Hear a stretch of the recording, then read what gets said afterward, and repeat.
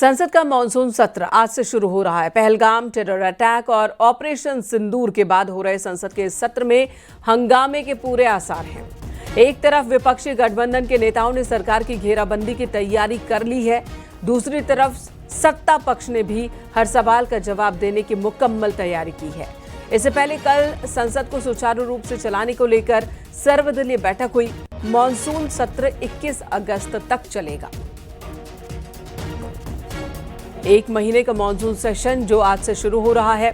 बहुत सारे विषय हैं जिसे लेकर विपक्ष तैयार है। सत्ता पक्ष को घेरने के लिए चर्चा की मांग की जा रही है। ऑपरेशन सिंदूर हो गया या फिर पहलगाम आतंकी हमला।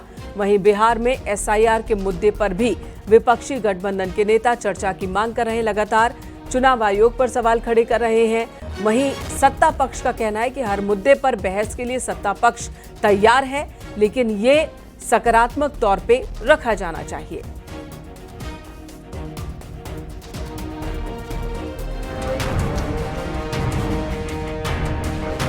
संसद का मानसून सत्र 21 जुलाई से शुरू हो रहा है। मानसून सत्र में केंद्र सरकार को घेरने के लिए विपक्ष एकजुट हो गया है। सर्वदलीय बैठक में विपक्ष ने तमाम मुद्दे उठाए।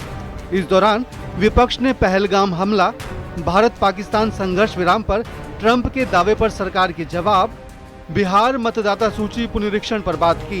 हिंदुस्तान की विदेश नीति पूरी तरह से फेल हो गई। विदेश नीति वो सफल होती है जिसमें हमारे मित्र देशों की संख्या बढ़े और शत्रु देशों की संख्या घटे। अब आप चारों तरफ हिंदुस्तान से लेकर दुनिया के किसी कोने में देख लीजिए, ऑपरेशन सिंदूर पर या पहलगाम की घटना पर दुनिया के किसी भी देश ने हमारा साथ नहीं दिया, किसी भी देश ने। कांग्रेस सांसद प्रमोद तिवारी का कहना है कि ऑपरेशन सिंदूर, बिहार में वोटर लिस्ट और विदेश नीति का मुद्दा इस मानसून सत्र में अहम रहने वाला है।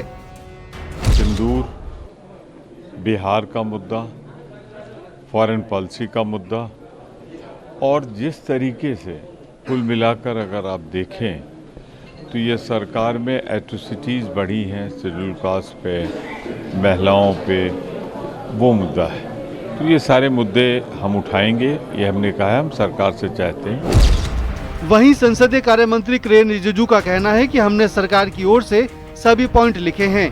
हमने कहा है कि सदन अच्छे से चले, इसके लिए पक्ष और विपक्ष को अच्छे से काम करना होगा। सदन को अच्छी तरह चलाना सभी की जिम्मेदारी है।